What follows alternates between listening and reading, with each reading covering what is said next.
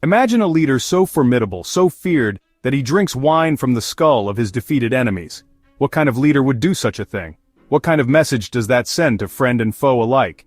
This is not a dark legend spun from campfire tales, but the true and brutal story of Krum, the formidable Khan of Bulgaria, a ruler whose name echoed through the ages. In the early 9th century, a time of shifting empires and constant conflict, Krum rose from the shadow of two colossal empires, a figure of immense power and ambition.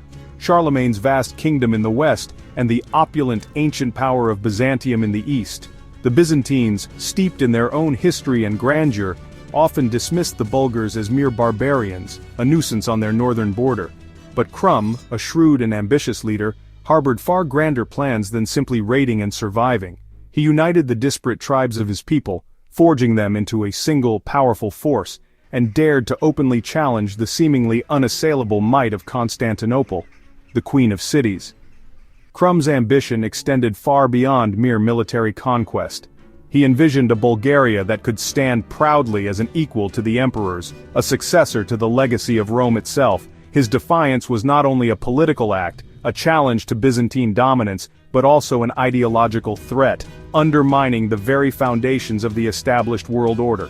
Soon, Krum's very name would become synonymous with terror, striking fear deep into the heart of Byzantium, setting the stage for a cataclysmic clash, a conflict that would shake the foundations of the medieval world and forever alter the balance of power.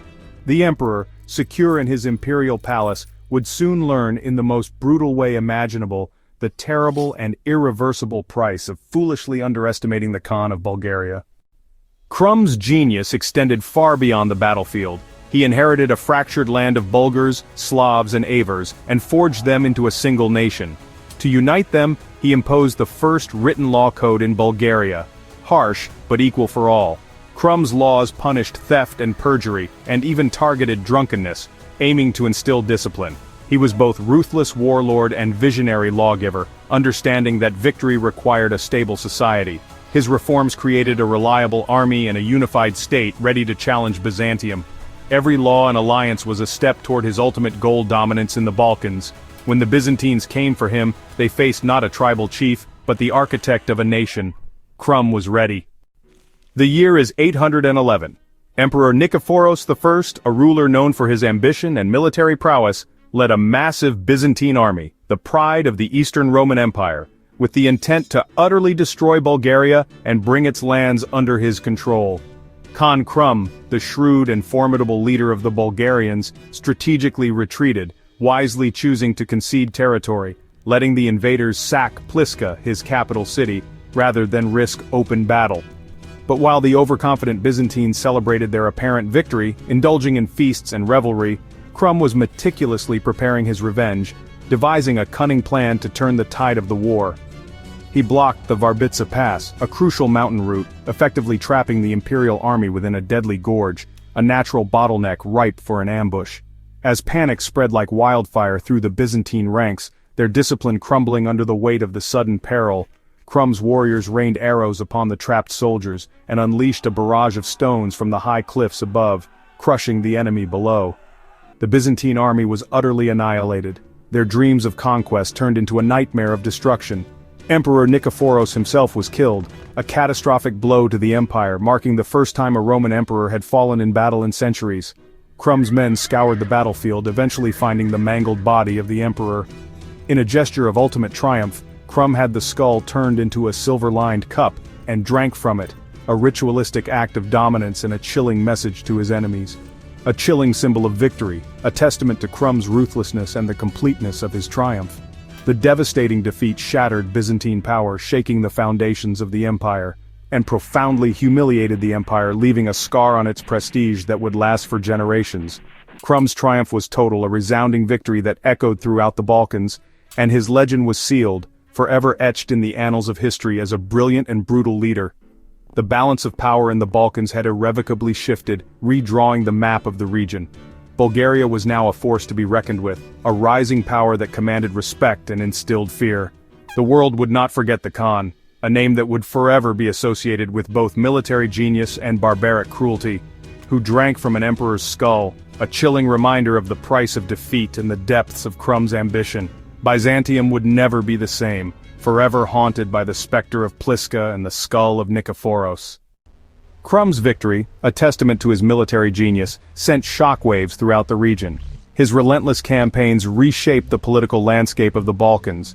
It unleashed a wave of conquest, expanding his territory and influence with each passing year. His ambition knew no bounds. He captured Develtos, a strategic stronghold that opened the path further into Byzantine territory. He deported its people, scattering them across his vast empire and replacing them with loyal subjects. And then, he crushed the Byzantines at Adrianople, a devastating defeat that crippled their army and shattered their morale. The empire trembled. By 814, Krum stood before the walls of Constantinople, the ultimate prize, the heart of the Byzantine world. It was the greatest fortress in the world, a seemingly impenetrable barrier that had defied countless sieges. He brought siege engines, massive machines of war designed to break down even the strongest defenses. He performed pagan rituals, invoking the power of his ancestors and seeking divine favor for his conquest. He was openly defying the Christian Empire, challenging not only their military might but also their spiritual authority. Knowing the city was nearly impregnable, Krum offered peace, a cunning strategy to probe the enemy's weaknesses. But the emperor, blinded by pride and fear, plotted to assassinate him, a treacherous act that would seal his own fate. Sensing the trap, Krum escaped, narrowly avoiding the emperor's deadly scheme. He then unleashed his fury on the suburbs, venting his rage on the defenseless settlements outside the city walls. He was burning and capturing thousands, leaving a trail of destruction and despair in his wake. He vowed to return, his eyes fixed on the prize of Constantinople. He began assembling a massive army, drawing warriors from across his vast domains. He prepared a siege train for a final assault, determined to breach the seemingly impenetrable walls. Constantinople braced for destruction, its people praying for a miracle. But fate intervened, a twist of destiny that would alter the course of history. As Krum prepared his attack, poised to unleash his full might upon the city, he died suddenly in April 814, his grand ambitions cut short by an unforeseen demise.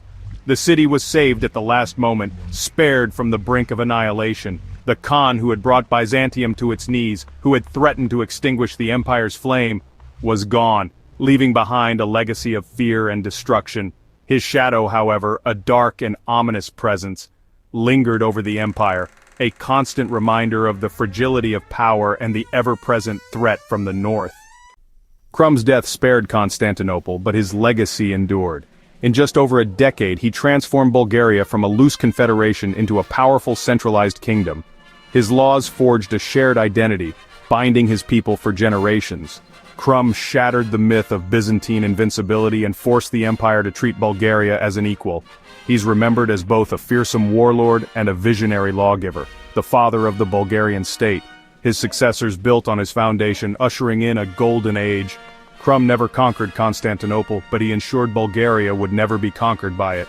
His legacy, a nation strong, proud, and unbroken,